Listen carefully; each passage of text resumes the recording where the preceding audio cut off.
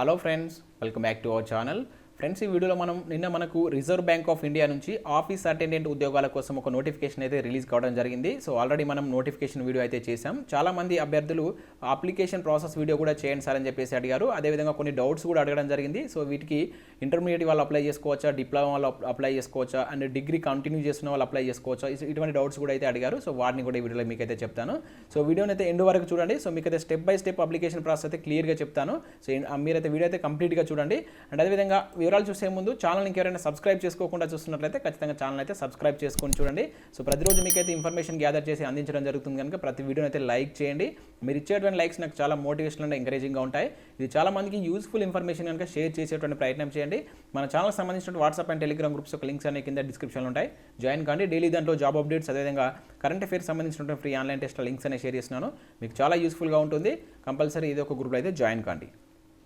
Friends, ఈ notification గురించి కనుక మనం చూసినట్లయితే మనకు నోటిఫికేషన్లో క్లియర్గా మెన్షన్ చేశారు, అండర్ గ్రాడ్యుయేట్ ఉన్న వాళ్ళు మాత్రమే దీనికైతే అప్లై చేసుకోవాలని చెప్పేసి. సో మీకు తెలిసినటువంటి మీ బ్రదర్స్ కానీ ఇంకెవరైనా మీ ఫ్రెండ్స్ కానీ ఉంటే వారికి అయితే చెప్పండి. ఎందుకంటే ఇది మంచి నోటిఫికేషన్. ఇంటర్మీడియట్ చేస్తున్న వాళ్ళు కావచ్చు, డిప్లొమా చేస్తున్న వాళ్ళు కావచ్చు, డిగ్రీ ఇప్పుడు కంటిన్యూగా చేస్తున్నటువంటి వాళ్ళు కూడా వీరికైతే అప్లై చేసుకోవచ్చు. కాకపోతే మనకు 2021 వరకు డిగ్రీ కంప్లీట్ చేసినటువంటి అభ్యర్థులు మాత్రం అప్లై చేసుకోవాలని చెప్పేసి మనకు క్లియర్గా మెన్షన్ చేశారు. కనుక మీకు తెలిసినటువంటి అభ్యర్థులు ఎవరైనా ఉంటే వారికి అయితే షేర్ చేయండి. అయితే కొన్ని అయితే డౌట్స్ అడిగారు. ఆ డౌట్స్ ఏంటంటే ఇప్పుడు ఇంతకుముందు నేను చెప్పినటువంటి ఇంటర్మీడియట్ వాళ్ళు అప్లై చేసుకోవచ్చు, అండ్ డిగ్రీ కంటిన్యూ చేస్తున్న వాళ్ళు కూడా అప్లై చేసుకోవచ్చు. అండ్ 10th అంటే ఇక్కడ మనకు 10th పాస్ అయి ఉండాలని చెప్పిండు.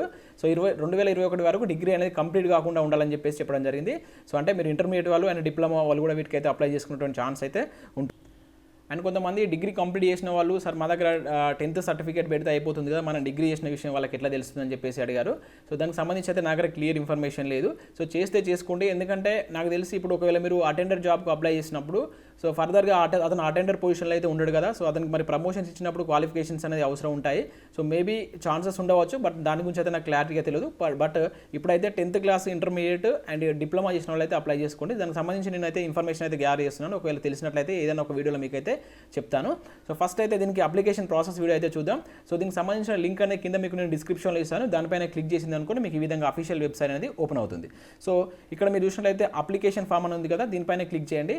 సో ఇది మీరు మొబైల్లో కూడా అప్లై చేసుకోవచ్చు. మీరు మొబైల్లో అప్లై చేసుకునేటప్పుడు మీరైతే దాన్ని డెస్క్టాప్ మోడ్లో పెట్టేసి మీరు ఏదైతే ల్యాండ్స్కేప్ మోడ్లో పెట్టి ఈ ఆన్లైన్ అప్లికేషన్ ఫామ్ మీద క్లిక్ చేసినప్పుడు మాత్రమే అది ఓపెన్ అవుతుంది. మీరు వర్టికల్ మోడ్లో కనుక ఓపెన్ చేస్తే మీకు మొబైల్లో అది ఓపెన్ కాదు. మీరు మొబైల్లో కూడా దీన్ని అయితే చేసుకోవచ్చు.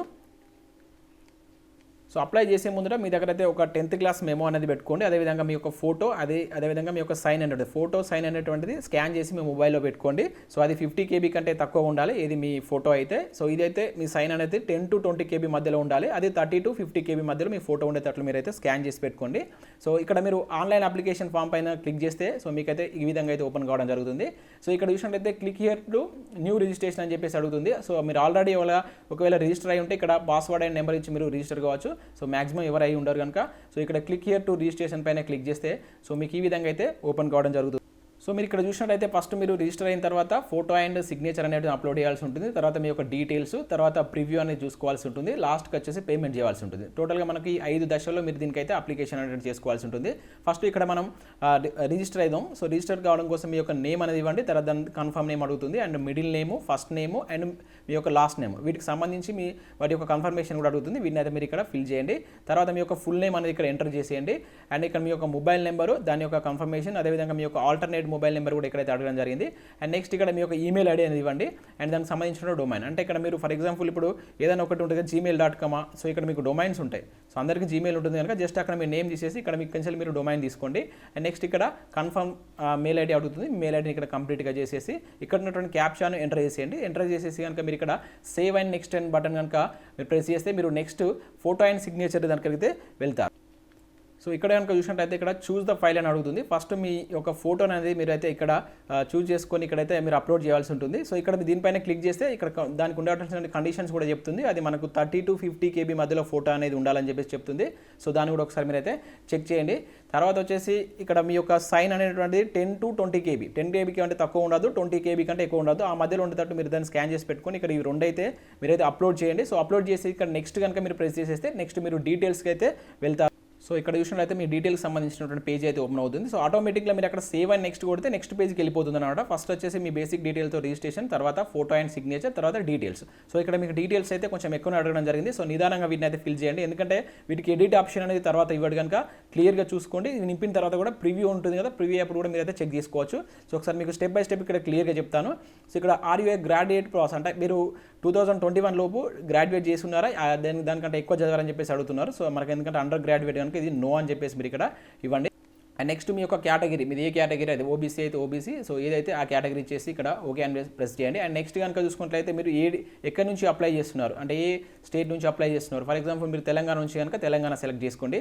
అండ్ నెక్స్ట్ ఇక్కడ తెలంగాణలో మీరు ఏ ప్లేస్కు జాబ్ చేయాలనుకుంటున్నారు, ఆంధ్రప్రదేశ్లో ఉన్న వేకెన్సీ తెలంగాణలో ఉన్నటువంటి వేకెన్సీ అయితే తెలంగాణ అని చెప్పేసి ఇక్కడ మీరైతే ఇవ్వాల్సి ఉంటుంది. ఒకవేళ మీరు మహారాష్ట్ర అయితే ఇక్కడ మహారాష్ట్రలోని విదర్భ స్టేట్కి సంబంధించిన వాళ్ళైతే దీనికైతే ఇక్కడ ఆప్షన్ ఇవ్వాల్సి ఉంటుంది. And select your office of your applying for, ఎక్కడికి మీరు అప్లై చేస్తున్నారు. మీరు హైదరాబాద్కి, మనకు హైదరాబాద్లో వేకెన్సీస్ ఉన్నాయి కనుక మీరు హైదరాబాద్కి అయితే ఇక్కడ చేయాల్సి, ఎందుకంటే మీరు ఇక్కడ సెలెక్ట్ స్టేట్ తెలంగాణగా తీసుకున్నారు కనుక తెలంగాణ ఉన్నటువంటి వేకెన్సీస్ మాత్రమే ఇక్కడ మీకు అయితే చూస్తుంది. తర్వాత కూడా నెక్స్ట్ స్టేట్కి సంబంధించి అడుగుతుంది, ఏ తెలంగాణ, మీరు తెలంగాణ ఆంధ్రప్రదేశ్గా. And next centre of examination, మీరు ఎగ్జామ్ అనేది ఎక్కడ రాయాలనుకుంటారు. సో ఇక్కడ మీరు తెలంగాణకు సంబంధించి మీరు ఆప్షన్ ఇచ్చారు కనుక మనకు తెలంగాణలో ఉన్నటువంటి సెంటర్స్ అయితే ఇక్కడ రావడం జరుగుతుంది. మీరు ఎక్కడ ఇప్పుడు ఫర్ ఎగ్జాంపుల్ కరీంనగర్లో అయితే కరీంనగర్ అనేది ఇవ్వాల్సి ఉంటుంది. తర్వాత ఎల్పిటి, సో ఇక్కడ ఎల్పిటికి సంబంధించి మీకు లాంగ్వేజ్ ఇక్కడ ఓన్లీ తెలుగే ఇస్తుంది, ఎందుకంటే తెలంగాణలో ఉన్నటువంటి లాంగ్వేజ్ అనేది మీకు కంపల్సరీగా రావాలి. సో ఆ లాంగ్వేజ్ వచ్చినట్టు మీరు ఇక్కడైతే ఇచ్చుకోవాల్సి ఉంటుంది.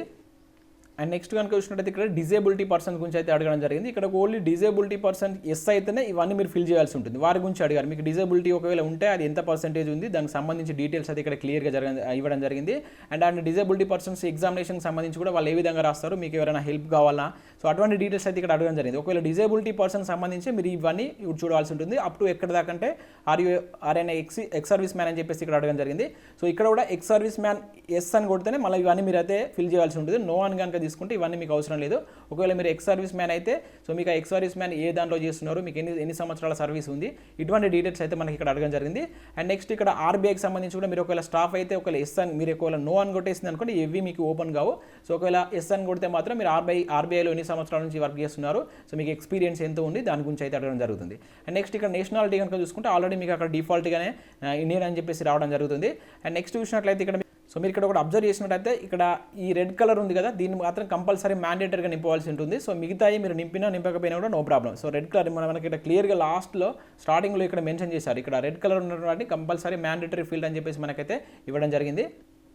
సో నెక్స్ట్ కనుక చూసినట్టయితే మీరు ఏదైతే అప్లై చేస్తున్నటువంటి లాంగ్వేజ్ ఉందిగా, లాంగ్వేజ్ మీకు చదవడం రాయడం అంటే ఇక్కడ చూడండి రీడ్ రైట్ స్పీక్ అనేది వచ్చా అని చెప్పేసి అడుగుతున్నారు. సో మనకు తెలుగు అనేది మీకు కంపల్సరీ రావాలి కనుక ఇక్కడ ఎస్ అని ఇచ్చుకోండి. నెక్స్ట్ ఇది మనకు whether employment in government service అని చెప్పేసి అడుగుతున్నారు. ఒకవేళ మీరు గవర్నమెంట్ సర్వీస్లో ఏమైనా చేస్తే ఎస్ అని పెట్టండి. ఎస్ అని పెడితే మాత్రమే నెక్స్ట్ దాన్ని మీరు అయితే ఇవ్వాల్సి ఉంటుంది ఆ పోస్ట్కి సంబంధించి. నో అని పెడితే ఇది అయితే మీకు ఓపెన్ కాదు. నెక్స్ట్ ఇక్కడ రిలీజియన్ అడుగుతున్నాడు, మీరు ఏ రిలీజియన్కి సంబంధించి, సో క్రిస్టియన్సా లేకుంటే హిందూవా ముస్లిమా అని చెప్పేసి అడగడం జరుగుతుంది. సో మీరు హిందూ అయితే హిందూ అని చెప్పేసి ఇక్కడ ఇవ్వండి. అండ్ నెక్స్ట్ ఇక్కడ పర్సనల్ డీటెయిల్స్ అయితే అడుగుతుంది, మీ యొక్క పర్సనల్ డీటెయిల్స్ అనేది ఇవ్వాల్సి ఉంటుంది. నెక్స్ట్ సో పర్సనల్ డీటెయిల్స్లో భాగంగా ఫస్ట్ మీ యొక్క డేట్ ఆఫ్ బర్త్ అనేది ఇవ్వాల్సి ఉంటుంది, తర్వాత జెండర్, అండ్ తర్వాత ఒకవేళ మీరు ట్విన్స్ అయింది అనుకోండి ఎస్ అని పెడితే ఆ ట్విన్స్కి సంబంధించిన ఇన్ఫర్మేషన్ కూడా ఇక్కడ ఇవ్వాల్సి ఉంటుంది, ఇక్కడ క్లియర్గా అడిగారు. అదేవిధంగా మీ యొక్క మ్యారేజ్ అయిందా లేదా, సో మీరు అన్మ్యారీడ్ అని పెట్టేసింది అనుకోండి ఆ డీటెయిల్స్ అని ఇక్కడ ఇవ్వాలి. ఒక మ్యారీడ్ అయితే ఇక్కడ మ్యారీడ్కి సంబంధించినటువంటి ఆ ఉమెన్ నేమ్ కూడా ఇవ్వాల్సి ఉంటుంది. ఒక ఉమెన్ అయితే వారి యొక్క భర్త నేమ్ అనేది ఇక్కడ ఇవ్వాల్సి ఉంటుంది, ఇక్కడ చూడవచ్చు. సో ఇక్కడ అన్మ్యారీడ్ కనుక తీసుకుంటే ఈ రెండు మాత్రమే మీకు ఓపెన్ అవుతాయి, ఈ థర్డ్ అనేది మీకు ఓపెన్ కాదు. సో ఇక్కడ father name and mother name and తర్వాత మీ యొక్క కరస్పాండింగ్ అడ్రస్, మీరు ఇప్పుడు ప్రజెంట్ ఎక్కడ ఉంటున్నారు, సో ఆ డీటెయిల్స్ అన్ని ఇక్కడ ఇవ్వండి. అండ్ ఇక్కడ సెలెక్ట్ ద స్టేట్ అనేది తీసుకోండి అండ్ మీ యొక్క పిన్ కోడ్ ఇవ్వండి. అండ్ నెక్స్ట్ కరస్పాండింగ్ అడ్రస్, అదేవిధంగా మీరు పర్మనెంట్ అడ్రస్ కనుక ఈక్వల్ ఉంటే దీనిపైన కనుక మీరు క్లిక్ చేసింది అనుకోండి, సో ఈ రెండు అనేది ఆటోమేటిక్గా వస్తాయి. ఒకవేళ ఇది వేరే ఉంటే ఇవి కూడా మీరు అయితే ఫిల్ చేయాల్సి అయితే ఉంటుంది. తర్వాత దీనికి సంబంధించి కూడా మీరు ఇక్కడ స్టేట్ అండ్ పిన్ కోడ్ అనేది ఇవ్వాల్సి ఉంటుంది. సో ఇక్కడ చూసినట్లయితే లాస్ట్లో మీరు ఇప్పుడు నేను ఓబీసీ క్లిక్ చేసాను కదా, దానికి సంబంధించి మనకు 450 ఫీ ఉంది కానీ ఇక్కడ మీకు 450 కనబడుతుంది. ఇంకా అదే మనకు ఏదైతే SC ST వాళ్ళకైతే ఇక్కడ ఓన్లీ 50 రూపీస్ అయితే రావడం జరుగుతుంది. అండ్ ఇక్కడ చూసినట్లయితే ఇదంతా కంప్లీట్ అయిన తర్వాత ఒకసారి రీచెక్ చేసుకొని ఇక్కడ మళ్ళీ మీరు నెక్స్ట్ సేవ్ అండ్ నెక్స్ట్ కనుక కొట్టింది అనుకోండి, సో ఆటోమేటిక్గా మీకు ఇక్కడ ప్రివ్యూ మీకు వెళ్తుంది. ఈ ప్రివ్యూ మీకు వెళ్ళిన తర్వాత మీరు ప్రింట్ తీసుకోవచ్చు. ఇక్కడ మీరు మళ్ళీ ఒకసారి చెక్ చేసుకోండి. ఈ ప్రివ్యూ మీద క్లిక్ చేసినప్పుడు మీకు అప్లికేషన్ ఫామ్ అనేటువంటిది మీ ఫోటో సిగ్నేచర్ మీరు నింపినటువంటి ప్రతిదీ అక్కడ రావడం జరుగుతుంది. ఏమైనా మిస్టేక్స్ ఉంటే మాత్రం మీరు అక్కడనే దాన్ని అయితే ఎడిట్ చేసుకోండి, ఎందుకంటే మళ్ళీ ఎడిట్ ఆప్షన్ అనేది ఇవ్వడు. సో దాని తర్వాత అది చూసుకున్న తర్వాత మీకు ఆ ప్రివ్యూలో లాస్ట్కు మీరు అన్నిటికీ యాక్సెప్ట్ చేస్తున్నారని చెప్పేసి కింద ఒక పర్మిషన్ బటన్ అయితే అడుగుతుంది. అడుగుతుంది. దానిపైన కనుక మీరు క్లిక్ చేసింది అనుకోండి, సో ఇక్కడ నుంచి మీరు పేమెంట్కి వెళ్తారు. సో పేమెంట్ దగ్గర మీ యొక్క పేమెంట్ అనేది మీకు ఉన్నటువంటి మెథడ్లో మీరైతే పేమెంట్ చేసేసిందంటే మీకు అప్లికేషన్ ఫామ్ అనేది సక్సెస్ అవుతుంది. తర్వాత మీ యొక్క ప్రివ్యూ నుంచి మీరు ఇది అప్లికేషన్ ఫామ్ అయితే డౌన్లోడ్ చేసుకోండి. ఇది మనకు application process step by step. So దీనికి సంబంధించి మీకు ఏమైనా డౌట్స్ ఉంటే కింద కామెంట్ సెక్షన్లో అడగండి.